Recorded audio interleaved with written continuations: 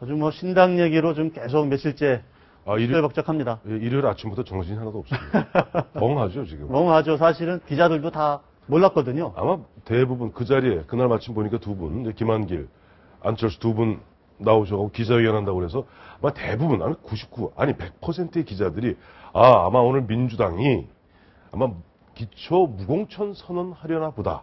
뭐 되게 이제 그렇게 생각을 했죠. 그렇게 생각했겠죠. 근데 갑자기 보니까 김한길 대표님 말씀하다 말고 자 신당 창당합니다.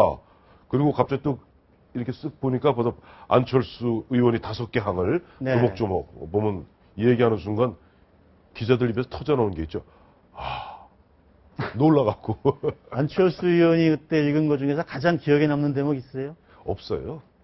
사실 안철수 의원이 5가지 얘기한 것은 뭐 첫 번째 항목 빼놓고 2번부터 5번은 늘 뭐 해왔던 이야기고 저는 가장 기억에 남는 게 김한길 대표 갑자기 하다가 나중 부분이던가요? 보면 이제 그동안 우리가 이렇게 저렇게 했는데 이제 당원 이른바 기초단체장, 기초의원을 준비했던 많은 이른바 핵심 당원들이 빠져나가야 되잖아요. 그렇죠.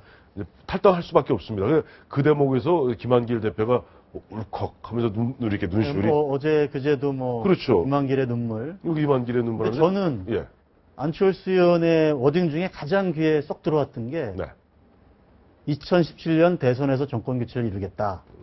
그 대목이고 오늘 안철수 의원이 부산에 원래 신당 설명회가 부산에 예정돼 있었어요. 그렇죠. 거기 가서 이제 새정치연합 신당 설명회가 아니고 민주당과의 통합 신당 설명회가 된 거죠. 네.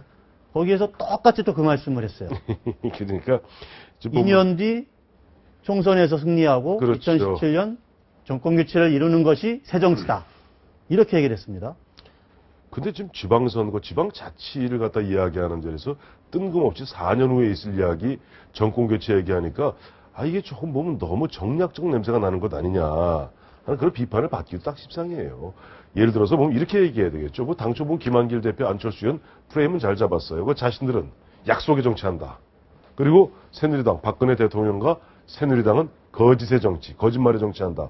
이 정도 프레임이면 되지. 여기다 뜬금없이 2017년 정권교체 이야기하면 그러면 보수 진영에서는 가만히 있나요? 결집하죠? 그렇지 않겠어요? 작용과 반작용인데. 안철수 의원의 뭐랄까, 그 생각의 저변에 깔려있는 게 아닌가 저는 그런 생각을 좀 했습니다. 이제 만약에 우리 정부장 말씀대로 그렇게 본다면은 우리 예전 삼김식 정치 문법으로 얘기하면 그걸 딱 한마디로 얘기하죠. 대권병. 아니, 그 당시 김대중 YSDJ.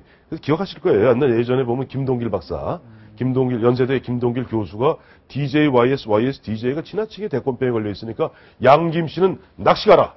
낚시론. 얘기했었죠. 그게 뭐냐니까, 보면 저는 그래서, 우리 정부장 같은 경우는. 안철수 의원이 대권병에 걸린 분이라고 또 하기도 좀 잘 맞지 않는 부분이 있는 것 같기도 한데요. 좀 애매해요. 애매하죠. 애매한데, 어쨌든, 앞서 우리 정부장 말씀대로 5개 항 중에서 4번째 항에 나오는 2017년 정권교체. 정권교체라는 게 자기를 중심으로 집권하는 거 얘기 아니겠어요? 그걸 너무 내세우니까 이것도 6.4 지방선거 앞두고 그런 이야기를 하다 보니까 이건 당초 1991년에 당시 DJ 김대중 야당 총재가 단식 투쟁에서 얻어낸 게 지방자치입니다. 맞습니다. 중간 평가를 그렇지. 중간 3당 합당 이후에 그럼 거기에 대해서 강한 반발하면서 DJ가 1월 13일 동안 단식 투쟁하면서 얻어낸 것이 지방자치 제도고 1995년에 처음으로 이제 기초단체장, 광역단체장 갖다가 우리가 직선하게 되죠. 사실 기초의원은 91년에 선거가 한번 있었어요. 맞습니다. 근데 그때 보면은 이야기했던 대전제가 뭐냐니까 중앙정치로부터 좀 독립되고 그야말로 주민자치와 풀뿌리 민주주의를 위해서 지방자치한다 하는 것이 지방자치의 본령입니다.